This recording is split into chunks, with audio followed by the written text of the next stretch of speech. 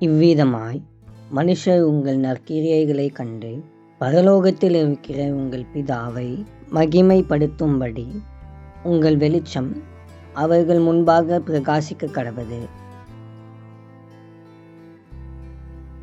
ஆண்டவருடைய பிள்ளைகளாகிய நாம் மற்ற மனிதர்களுக்கு நன்மை செய்யும்படி ஆண்டவரால் தேர்ந்தெடுக்கப்பட்டிருக்கிறோம் என்பதை அறிவீர்களா? நாம் ஒவ்வொருவரையும் ஆண்டவர் ஒரு நோக்கத்துடன் இந்த பூமியில் வைத்திருக்கிறார். ஆண்டவராகிய கிறிஸ்துவும் நன்மை செய்கிறவராக இந்த உலகத்தில் இருந்தார். எனவே அவரை பின்பற்றுகிற நாமும் நன்மை செய்கிறவர்களாக இருக்க வேண்டும். மேலும் நாம் நன்மை செய்யும் போது மற்ற மனிதர்களுக்கு பிரயோஜனமாய் இருப்பதோடு ஆண்டவரையும் மகிமைப்படுத்துவோம்.